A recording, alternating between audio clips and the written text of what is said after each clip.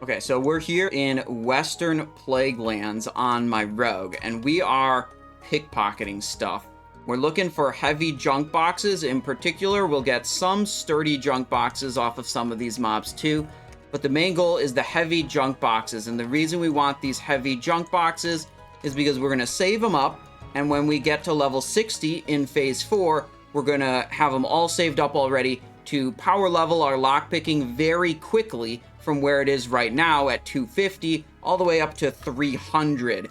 And getting 300 lockpicking will give me access to the Solomance door without having to do the quest for the Solomance key. And it'll also give me access to any new rune that, you know, may or may not require lockpicking. But every phase, there's been a rune that required lockpicking, so I think it's a reasonable assumption that one of the Phase 4 runes will require lockpicking as well. So I don't want to, like, spend a whole bunch of time and instance lockouts doing other lockpicking leveling methods, such as going into Blackrock Depths and opening the gates there and resetting the instance a bunch of times. That'll take like a minimum of 4 hours worth of instance lockouts to get enough skill ups off of that method. So I'm not super keen on that.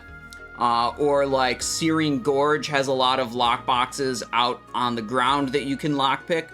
And I imagine there'll be a lot of competition for those when everyone wants to do lockpicking. So I'm trying to get this done ahead of time so I can be doing the content I want to be doing rather than, like, you know, the grindy leveling, you know, skill up type of content at the start of Phase 4.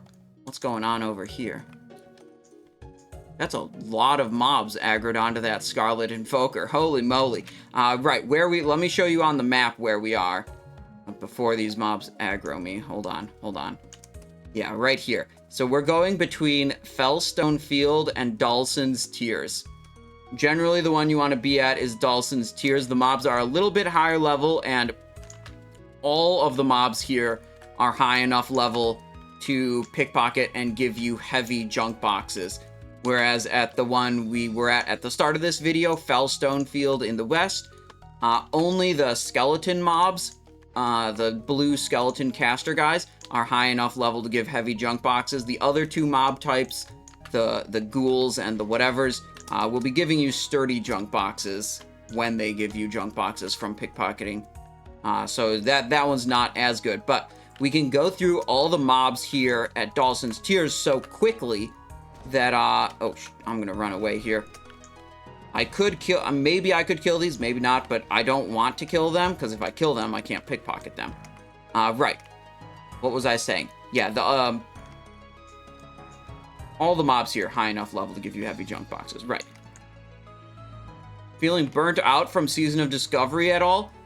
Not really. I mean, like, I keep finding things to do that will save me time in Phase 4, but it's all this kind of, like, pre-questing type of stuff. Like, admittedly, if I wanted to spend the minimum total amount of time achieving some of these goals, I wouldn't be working on them right now. Like, I know that leveling lockpicking in this way is, in total, gonna cost me more time, you know, of gameplay. But it's gonna cost me less time after Phase 4 goes live. Right? Like, if I wait till I'm level 60 and then I, like, go to Searing Gorge or something, or, you know, there's a couple leveling methods I could do. Oh, that was just some PvP right there. That hunter killed that guy. But, like, what I really want to prioritize, you know, being able to do the cool, fun stuff at level 60 rather than the slow, grindy stuff. Inventory is full. Oh, my. These guys do drop these red roses, which are kind of annoying, because they don't stack, so I want to clear them out of my inventory every once in a while. Right, so I want to prioritize that.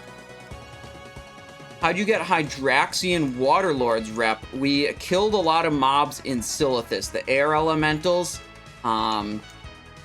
In the northwest of the zone, the air and earth elementals give you the Hydraxian Waterlords reputation. Right. So we tried a couple other pickpocketing spots. Really, yesterday I did a lot of pickpocketing, and I went all over the world, and I feel like I got unlucky, maybe. We tried so many different locations. Tried farming the Blood Elves, pickpocketing the Blood Elves in Azshara, the Timbermaw in Azshara. We tried going for the Vile Oozes and the Jadenar Cultists in Jadefire Run in Fellwood. We went, let's see, where else did we go? We tried pickpocketing in Blackrock Depths also. That's a very popular pickpocket spot. People ask me, why aren't you doing that, all the time? The problem with that is a lot of the mobs are actually, like, kind of high level, and because you're in an instance, you generally can't run away from them and have them de-aggro. So basically, like, you have these high-level mobs, they resist your pickpocket fairly often. They resist one, you vanish. They resist another, you prep vanish. And then they resist a third, and you die. And that's not good. But here, you see, like, I gotta resist, and I can just walk away. Oh, this hunter wants to fight me now. No path available. Well, that's kind of annoying. Okay. Well, normally hunters aren't here killing me. But we can go back and fight him. I couldn't shadow step up onto the log, apparently. Verdict on this place is, I would say, the best place I've found so far. The most successful place I found yesterday, which I would rank as number 2 best place to farm these heavy junk boxes, is the Feralus Incursion area. If you go to the Harpies in the Feralus Incursion, you can pickpocket those, and I found a reasonable rate of getting heavy junk boxes off of those guys. We were doing that for, that was the best spot I found yesterday. Spent some time there, did that a little bit today, and we moved over to here, just, again, trying a bunch of different areas, seeing what we're looking for. I now think Western Plaguelands is going to be the best. The good one in Blasted Lands, too. You talk about the, like, Shadow Sworn Cultist area in Blasted Lands. I've not tried that, but I was over there recently on my Warrior doing my Diamond Flask quest. And yeah, that's a bunch of humanoids at just about the right level range. Warrior Cave, Ogres, and the Warlock, yeah. Right, so we want to get about 60 heavy junk boxes. 250 is the skill we have right now, and it's the minimum skill required to be able to open a heavy junk box. And they turn yellow at 275, and the goal is 300 skill. So if we just get exactly 50, we will probably miss on a couple skill ups in the 275 to 300 range, and then we'll be sad. So if we get a couple more than that, we go up to like 60 or so, then we'll probably be pretty reliable. Like we'll have enough to get to 300 skill without worrying too much. Alright, the hunter is nowhere in sight, so I guess I'm not gonna bother tracking him down. Like, the only reason he even saw us in the first place is because we gotta resist and we're running away from the mobs. Normally we're just gonna be in stealth the, like, entire time. What I will do is I'll put a crippling poison on my weapon, so in case he does show up again, we at least have the crippling poison applied already. We can just comfortably go back to pickpocketing, except that he's already have... Uh-oh. Now I think maybe there's... I can't remember if I pickpocketed those recently. Kinda think I didn't. And now that there's these pockets already picked, that makes me think there might be another rogue here competing with me for the same pockets. Ooh, Star Ruby. Those are nice.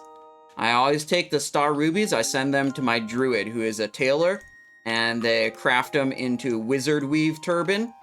And then I disenchant the Wizard Weave Turban, and I sell the disenchanting materials. It's usually a profitable thing on my server to buy the materials, craft the thing. Oh god, we're in a bit of trouble here. We don't have a sprint. Yeah, I think we just got ourselves killed again with this Resist.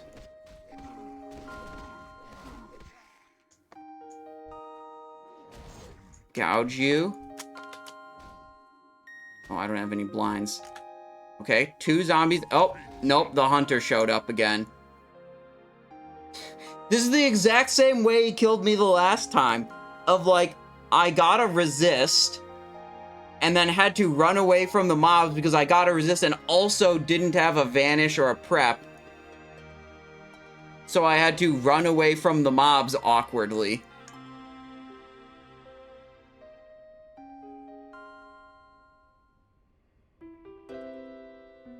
Such is life. Oh, that's actually... We've been out here for a little over an hour. This is the first... just in the last couple of minutes are the first 2 times we ever got killed. Or died for any reason. Wait, no. No, I did die to accidentally aggroing some mobs. Look him up and kill his sorry ass, says Sir Bayard. Well, I don't actually have a GPS location of this hunter. He doesn't actually show up on my map. And last time we resurrected, he was nowhere in sight.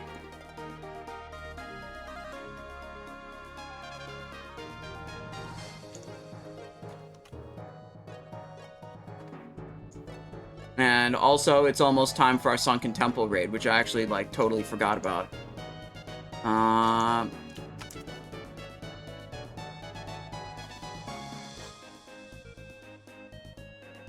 So, yeah, I think we'll be about done with pickpocket farming for the time being. Do a fun Sunken Temple. And then, yeah, it'll be good.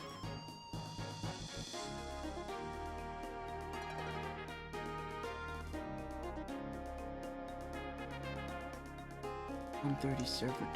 Yeah, okay. We're good. We're not late yet.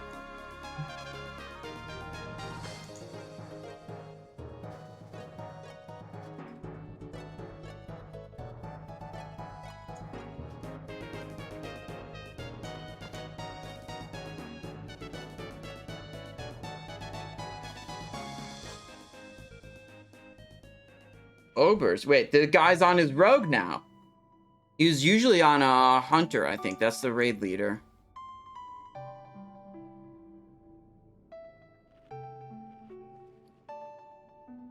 Alright, let's get the hell out of here. We should add the hunter's name. Unit scan Andurin. Alright, the hunter who sniped me twice is now in my unit scan.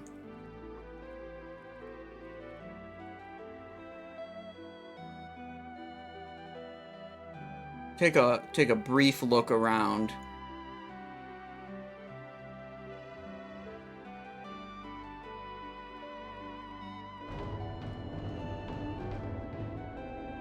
Where is he? There he is.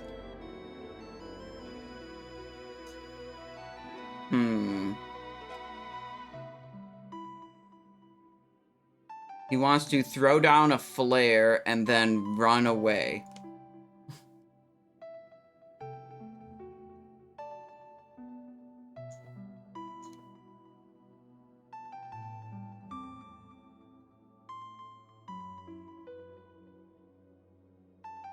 Yeah, we've